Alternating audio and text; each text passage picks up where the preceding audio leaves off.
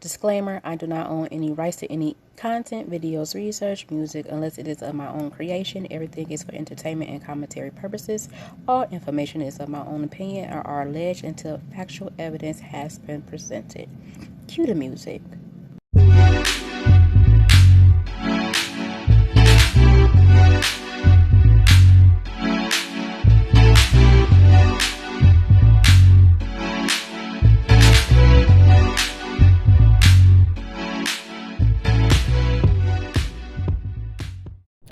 Hello, everyone. Welcome back to another episode of All Things CNC. Here's my take. And today, you guys, I am dedicating this episode strictly to the Tasha K and Cardi B situation that still is continuing on to this day. I am going to be talking specifically about the latest claims against Tasha K and her bankruptcy. So we are going to get into it. I'm not going to break down the full documents on here. I'm just going to read certain pieces that I found very, important that you guys may want to hear. And I'm just going to talk about those pieces and, just give a little backstory leading up to me reading the specific pieces so that you guys can understand what is going on, what is transpiring if you have been living under a rock and have not been paying attention to social media for real. So I'm about to go ahead and get started. I do want to give credit to BET.com because I'm going to be reading a snippet from their article pertaining to this bankruptcy claim that Cardi B is saying that Tasha K does indeed have offshore accounts that she did not include in her bankruptcy filing last year. So let's get into it. Okay, so let me just go ahead and get started in regards to what is going on. So apparently Cardi B and her team has found some pertinent information about Tasha K having alleged offshore accounts and even some accounts still in the States that she did not report on her bankruptcy filing. Okay. There's a specific woman that is a person of interest that they are trying to subpoena. Her name is Patricia Harris, I believe, but I'm just going to say Patricia because that's her first name. And basically, Patricia has been bobbing and weaving, ducking and dodging the subpoena, what have you. So they tried to do it, face-to-face contact through a process server, but she was not available to take the people was not available to take the subpoena or whatever because they claimed that Patricia was a independent contractor for their company. So that fell through. So they went further and they decided to subpoena Patricia through her email that they have on file. Now, when they sent that email, 8 minutes after they sent the email was opened up and it was read. Okay? So in their minds, okay, we got her. She read it. She's going to comply. She's not going to give us a hard time.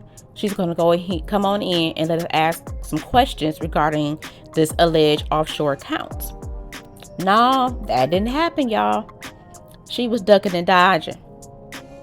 She even went so far as to reach out to one of the attorneys that did counsel Tasha or did represent Tasha. Her name is Natalie. Okay, to figure out what was her best course of action. Pretty much Natalie said you need to comply. Okay, so fast forward. Eventually Cardi B's team reached out to Natalie and they informed her this is what's going on. We're trying to get in contact with Patricia. She is invading us giving her the subpoena so that we could come and ask her questions. Pretty much Natalie threw Patricia under the bus and said, I told her to comply. Is she not complying? and said no, she is not compliant. So this is what's really going to get Patricia in trouble, because obviously they just want to talk to her, get some information from her. They're not convicting her of anything. They just want to get some information from her. The only way they can convict her of doing something is if she incriminates herself, which is probably why she is not so eager to meet up with them to have a discussion. So Cardi B's team ended up sending her another email in regards to the subpoena and everything like that. This time, this email was not opened. See, the first time she opened it and read it. The second time around, she didn't even open it because she knew who it was from and she knew what it was. So it makes you wonder, is Patricia actually hiding something? Did she actually do anything pertaining to these offshore accounts illegally? Did she know exactly why Tasha K and her husband was doing this? Because if I'm an independent contractor, y'all, and you want me to help you do some paperwork for some offshore accounts or some additional accounts, I want to know what it's for. Did Tasha K say, yeah, this is for my bankruptcy, but I don't want to report all my money because then I'm going to be broke and I'm not going to have nowhere to live and have nowhere for my kids to rest their head. So I need to put some money away for safekeeping that they don't know about. Now, if Tasha K indeed told her that and she still went on to produce those documents, then absolutely, I feel like she will be criminalized for doing so, because now you're committing fraud. So y'all, this information was just mind-boggling. Just me reading the whole documents. Now, I know there are a couple of other YouTubers that have her documents as well. And if you want an actual breakdown of everything, then you could go to, I follow the lead attorney. I like him. He's really, really good. He will break down everything in a court document. So if you really want to have him break down everything so you can understand everything in its entirety, then go to the lead attorney's page. He's really, really dope. So yeah, it was just a whole lot of stuff, a whole lot of back and forth, them not being successful with getting in contact with Patricia herself. So Cardi's team decided to go to the court to ask them, could they pretty much accept the email subpoena as Patricia being subpoenaed, because she did open and read the very first email, since they cannot physically put it in her hand.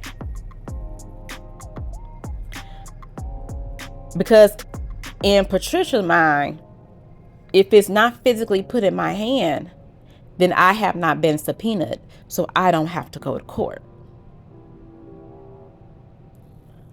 So I don't know, but me personally, y'all, I feel like, again, if I'm an independent contractor and I do certain things of this nature to help people get accounts or whatever the case may be, and I'm a legit business, and I know without a shadow of a doubt I didn't do anything wrong, I'm going to accept that as subpoena, and I'm going to go in here and I'm going to ask these questions, and I'm going to make sure that I clear my name and make sure that I'm not a part of any fuck shit, period.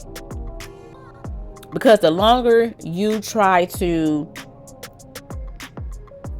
deny that you read anything, seen anything, physically had anything, that's letting them know that you have something to hide too.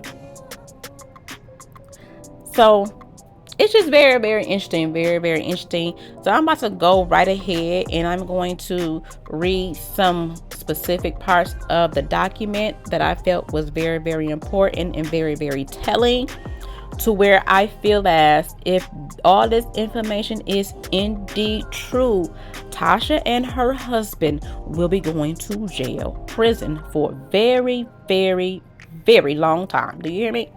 A very long time. And they have nobody to blame but themselves.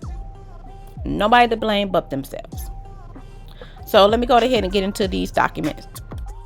Okay, one of the most important questions right here that I'm reading, it says, do you have any savings accounts or any IRAs or any trusts, say for example for your children? Answer, no. Do you have any trusts set up for yourself? Answer, no. Okay, here's some more important questions. You mentioned you had estate lawyers. He said, no, this is them interviewing her husband. No, I ain't never had. The only estate lawyer we had was pretty much the person who did our wills. He said trust, but then he hurried up and switched and said our wills. He said, and I will give you her name and the power of attorney in case something happened to us. Is there any kind of trust? His answer, no trust. Have you ever tried to start a trust? Answer, no. I mean, we talked about it, but we didn't do. We was advised, because we were in the middle of a lawsuit, that we couldn't do that. When you say we, who is we? This is them asking the questions to Tasha. Me and my husband and the lawyer that did life insurance and all that stuff. Now see, this part right here that I just read just really lets you know that they really thought that they were getting over on this. Now, some people can't be successful with this, and it may take years and years and years for the government to, find something. But in this case, they thought that they was gonna get over and have money set aside to when they want to go overseas and live happily ever after, and they won't be touched. Y'all, let me keep reading. Okay, so some questions were asked to the husband. Now, mind y'all, this is part of the application, the bankruptcy filing. Okay, do you have a trust? Answer, no. Do you have a trust for your children? Answer, no. Do you know that your wife has publicly talked about the trust that she created for your children? Answer, we thought about it, but you never did it. We don't have one. So y'all think what's really messing Tasha and her husband up right now, just by reading this, is that they were giving too much of an explanation to the questions being asked. Like, these answers are pretty much yes and no answers. Like, they were giving more detail than I felt like they should have given. Should just been either yes or no answer. So when you start giving out more information than what they're asking for, you're kind of setting yourself up just in case some bullshit goes down. In this case, some bullshit is going down, because now they're alleging that y'all got some dang offshore accounts. But let me keep reading. Now, here's where the shit gets interesting. This is still part of the application process. So, who owns Transrena Management Trust? I don't know. You don't know. I don't know. Does the word Transrena maybe give you a clue as to who might own it? His answer, this is the husband. Transrena. Transrena is my wife's middle name. Well, I'll be dog. How did you not know that first? And then you specifically say this is the middle name of my wife. Do you recall that you testified that there were no trusts, that neither you or your wife own any trust? His answer is yes. So they say, so why are we seeing Transrena Management Trust? I'm sorry. It says, so why are we seeing Transrena Management Trust here for Tantu Limited Partnership as the general partner? Answer, I don't know why. Question: who were the limited partners of TransRena Management Trust? I don't know. So when you testified prior that neither you or your wife had interest in a trust, that was false testimony, wasn't it? Are you a limited partner in TransRena Management Trust? I don't know. Are you a limited partner in Tantu Limited Partnership? I don't know. Who would have documents related Tantu Limited Partnership? That would have to be the attorney. Y'all, guess who the attorney is? Natalie Green. Remember the name Natalie I mentioned before I started reading? Yeah, she is the one who has access to documents, okay? Now, also, from my understanding, that Tantu Limited Partnership or what have you, Tantu is allegedly the name of their daughter, their oldest child, their daughter. Now, I just want to know, why would you put any type of government name in any type of or is that mandatory? Do you have to put a name inside of the title of your company when you're trying to open up trust and all that stuff? I don't know. I'm not a real estate agent. I don't know. Tell me how that works, because otherwise, if that's not something mandatory, why would you put any of your government name inside of a title regarding to trust? Like that right there is guilty all day long. Again, I don't know nothing about trust or real estate, so if anybody that is in that field, and please feel free to comment down in the comment section so that I can be knowledgeable about this type of stuff, because I just don't think that makes sense. If you're trying to hide something, I wouldn't put my name nowhere on it if I'm trying to hide something, especially of this magnitude. But that's neither here or there. This ain't about me. This ain't about me. I just find that weird though. So you really, Tasha, you really looking real guilty right now. Real guilty right now.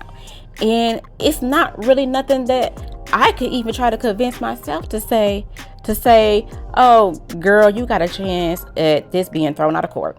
I can't say that. But let me keep reading.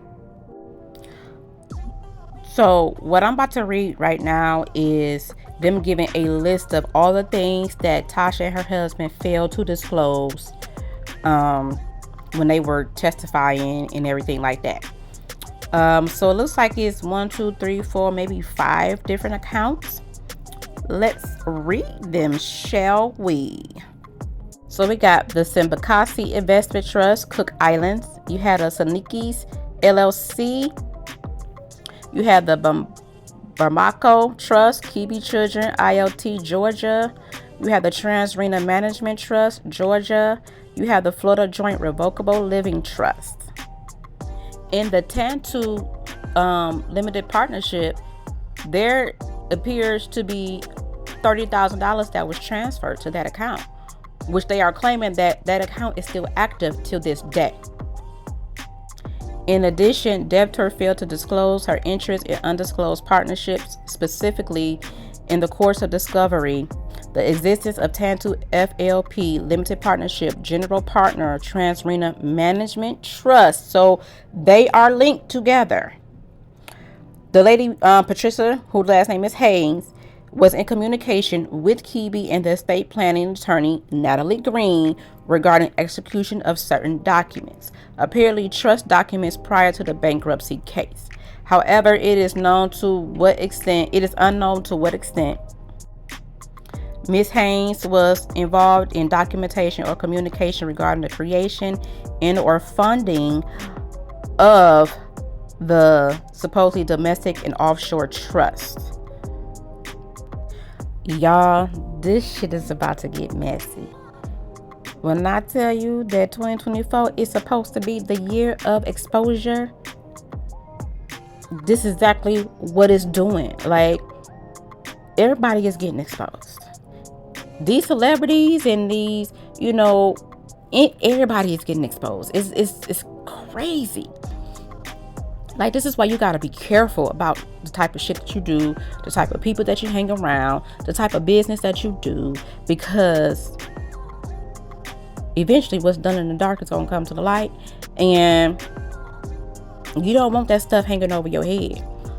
So y'all,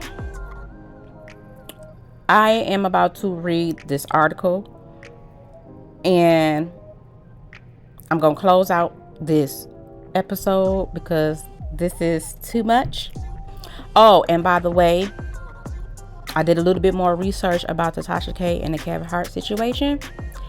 They dismissed his defamation claim or what have you, because I think he was trying to get a restraining order against her or whatever, and it did not go nowhere in court. So I think that whole situation with him trying to sue her, all that is done, signed, sealed, and it's delivered. It is done. We won't hear no more about that.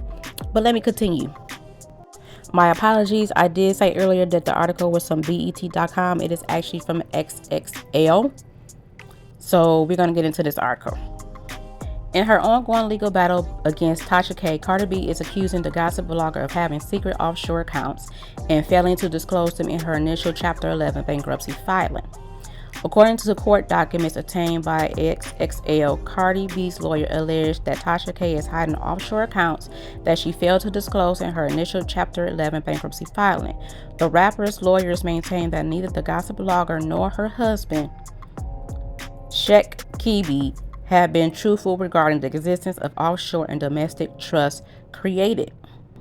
In the documents, Cardi's attorneys noted that both Tasha K and her husband testified in their depositions that they did not have any savings accounts, IRAs, or trusts in their names or in the names of their children. However, Cardi B's lawyers claim to have uncovered the existence of multiple domestic and offshore trusts that were not disclosed, including at least one trust in which it appeared $30,000 was transferred, what I just read. Others alleged trusts have been located in the Cook Islands, New Zealand, and the island of Nevis, St. Kitts, as well as in Georgia and Florida. The rapper's attorneys believe that a third party referred to as Patricia Haynes in court documents is familiar with those alleged trusts and are requesting a judge to compel her to answer their subpoenas. According to her attorneys, Ms. Haynes is fully aware of the subpoena and is deliberately evading service. Additionally, concealing assets during the bankruptcy proceeding is a federal crime.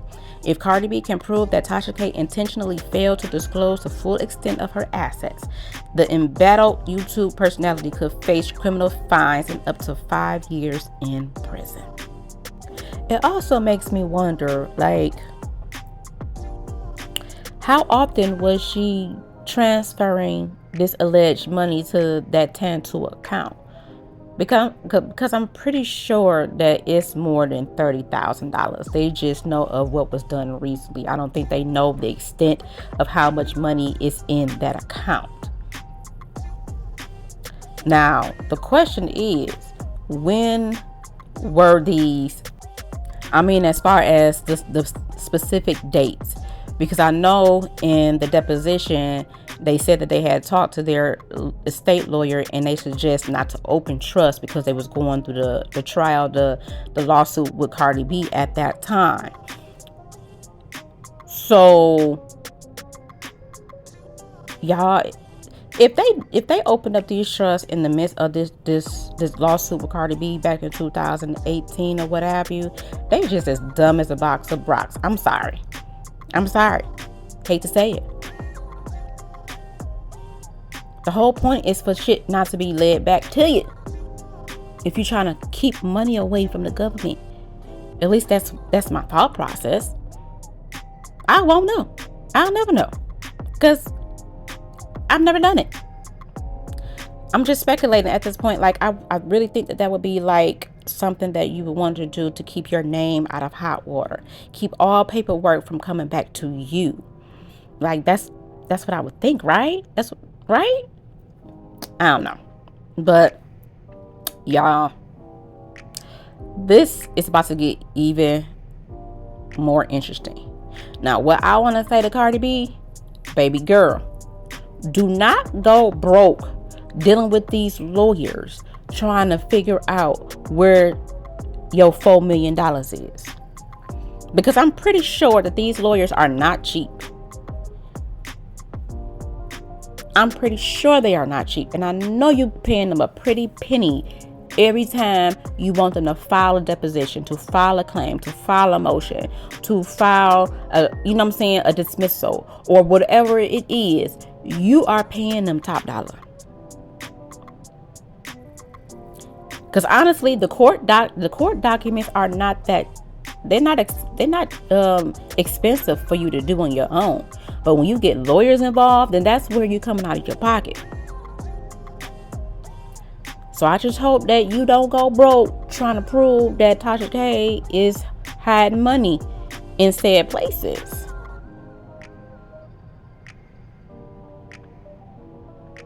And that's all I got to say about that on Cardi.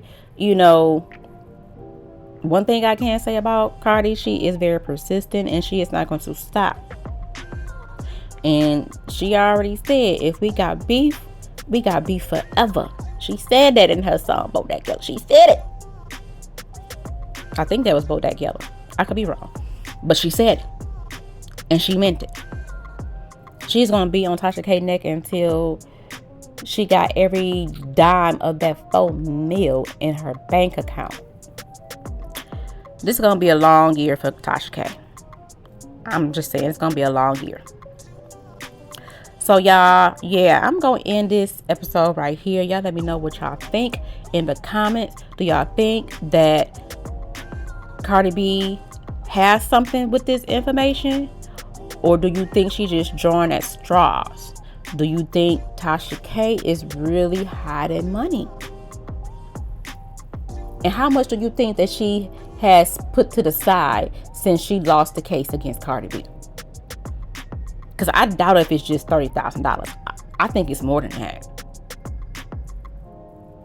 But we won't know exactly how much stuff is until they actually try to get subpoenas for those trusts to actually see what's in those accounts. And that is not going to be easy, because now you're dealing with estates. You're dealing with,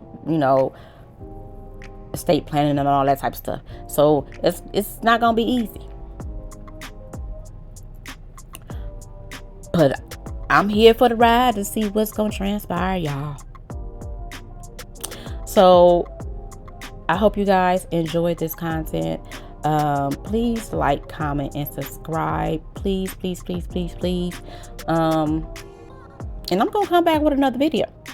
Yeah, I'm on the road this weekend, y'all. I told y'all I was going to bring y'all some videos because I've been, just doing my own thing, taking care of myself personally for a while.